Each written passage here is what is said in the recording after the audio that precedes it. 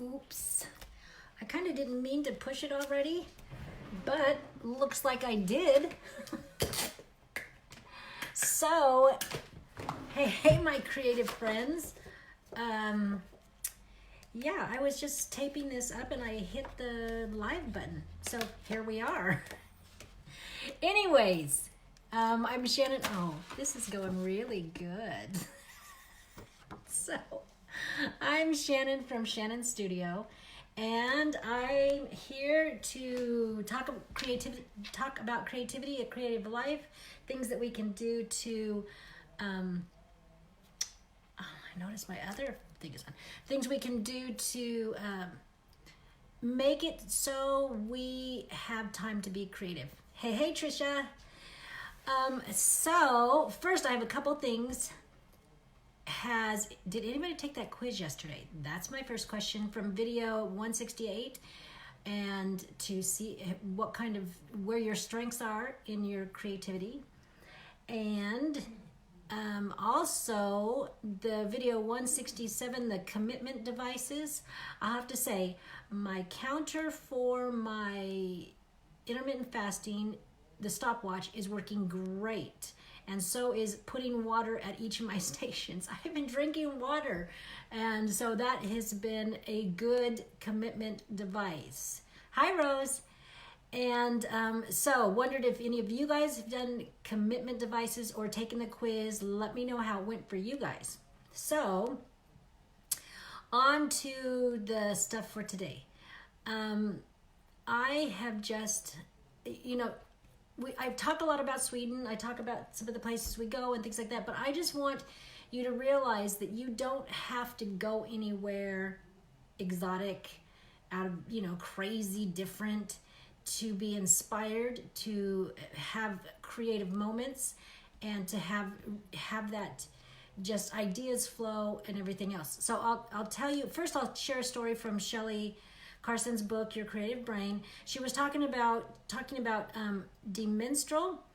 He was on a hunting trip. This man was on a hunting trip, and when you come home, he was coming home, cleans off the burrs off his dog and his jacket. Now, I know a lot of you know about burrs. I remember as a girl, they would get in my socks all the time, and they were so irritating to me. Those little teeny round things that hook onto your socks. Maybe some of you don't know what it's like, but I think a lot of us do. So instead of becoming irritated, he became interested. And, because he noticed that they were sticking, and why were they sticking? And so he took it underneath the microscope. And you could probably figure out the thing that he invented. It was the Velcro, I think. Yeah. I didn't write it down, but Velcro, because those little hooks hook on. So, that was just a normal, everyday kind of event, to be out walking around and get burrs stuck on you. I don't know how many times. That was just a normal routine thing of the day. If you went outside and played, you got burrs stuck on your socks and pants and whatever. So I thought that was so interesting that that's how it came about, that process, that it was just a normal, everyday thing. So that's kind of my point, is today was a normal day, just a routine day. I went to IKEA. So that was my first thing. So I went to IKEA, and we're walking through, and it's kind of an inspiring place when they change up all the rooms and everything else. And I walked by this one room that had a copper wall. And I'm like, wow, I love this copper wall. Took a picture, and it just kind of inspired me, because I thought, I've never really thought of a copper wall. And so I'm thinking, where would I put a copper wall? And then it was like, after I thought, where would I, I wonder if a copper wall is magnetic. And then when I was wondering, is it magnetic? And I'm like, I can't remember if it's magnetic or not. And had a discussion with a couple of the people I was with. And so I looked it up and real fast, and it's like, not really, because, and you look at a penny, a magnet doesn't pick up a penny. And I was like, oh yeah. So, one thing led to another. So I just kind of followed the creative lead to just learn something and to expand my mind and my thinking a little bit. Trisha said, I took the test. Reason is first with me. No wonder ideas don't pile up. But reason, I mean, there's a place for all these strengths and stuff like that. There's a valid place for them in the process of things. And then I said yesterday, it shows where our strengths aren't. And so we can work on those things too, to develop that. That's fun that you took the test, Trisha. Okay, so then the next thing that happened was, and just one thing was leading to another. So the next thing is that I connected with some new people I met today. I went with a friend to IKEA that I know, and then she brought a couple other people, a husband, wife, Jesse and Claire. And so I got to, in the car, I was talking to him about his history of environmental history. It was some kind of PhD he's working on, and it was just like, I've never heard of this before, so I asked him some questions. And it was interesting, and I was learning some things, asking him, and so it was just expanding my knowledge. Then talking to Jesse a little bit more, to Claire a little bit more, and just so interesting, such an interesting couple. They've been in Sweden for 4 years. They've got a couple kids, and so it was just this connection thing, and following that kind of conversational lead. So then we two of us went to lunch. So we're sitting at lunch, and first off, I'll have to say, we got the traditional Swedish meatballs, and we both got mashed potatoes. So I watch her, and she goes over, and I see her pumping the ketchup out. Like, they have those things, and I see her pumping out the red stuff, and I thought, oh, interesting. I don't know many people that have ketchup with their mashed potatoes. So I'm like, didn't think anything of it. I'm not a ketchup eater, but I just thought, I have never seen it. So we're sitting down, and I look at her plate, and they're lingonberries.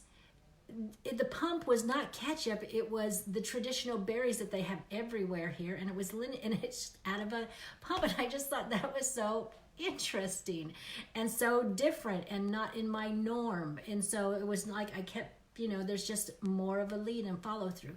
So here just to take a little break from that, Trisha says she also ordered that book, Your Creative Brain by Shelley Carson. It's really interesting, and I like it. She's a psychologist, and so she ties in a lot of research and medical things with it. So I'm finding it very interesting too.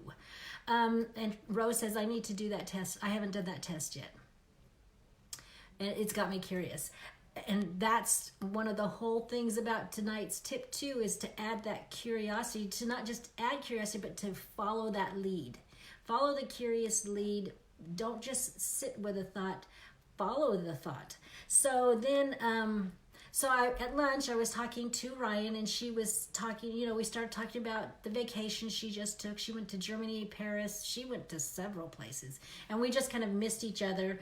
We left Paris right as they were coming to Paris, and then we were talking about the art and all the art things, and then we were talking about her brother does art, and then she shows me her brother's website, and I look at his website and his art, and he's done portraits of her kids and some different things, and then he did a picture of where he let kids kind of scribble on the back, and this Buddha, and just one thing led to another, and then I was introduced to somebody else's art. And then walking home today with Joseph, we were walking and talking, and all of a sudden, he does most of the talking, but all of a sudden he says, there's a spider web up there.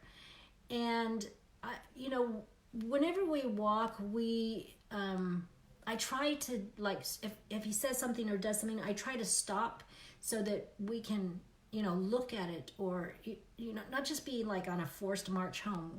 This is life experiences. So I stop and I back up, and I'm like, a spider web up there. So I look up, and it's the street light. We're in the dark season, so it's already pitch black out at 4:10, and so I look up at the light, and the branches, I don't know why, I'm going to post a picture of this on my Facebook, but the branches are like circling, they like circle around, and in the center is the light, but the light reflecting off the wet branches made it look like a spider web, this giant spider web. And I thought, my goodness, he notice that out of all the things and walking home and everything, to be able to stop and be curious and look at that and to see that. So that was another just kind of normal thing. And then on my Instagram, somebody messaged me about the t-shirt from the what are they, manifestos, and they wanted to order some for their new shop. Well, they order some. And then as I was talking to her through messaging, she said, well, I have a new retail shop, and I'm 60 years old and just starting this, and then we're back, and then I have a son named Shannon. It was just funny, and to just have that lead. And I said, oh, I'm 57 and I'm working on a business too. And so, Michelle George, I don't know her, but she we're connecting. And so this whole day has been full of creative connecting, creative inspiration, following the creative lead and curious lead, and just has been so inspiring. I didn't go to Paris or Denmark or any of the places I've been. I just went to IKEA, just walked home with Joseph, just did my answering my Instagram things, just your normal everyday things. And that's kind of a point. I think we look for some great experiences, and they are going to Paris and Denmark and Amman, and these are awesome experiences. But you know what? We can still have great connecting, inspiring times being home, doing our everyday things, our everyday chores, and living life that way too. So that is the tip. Don't underestimate your everyday life to be able to bring exciting, inspiring, creative, curious things into your life. So, let's see. I had a couple things.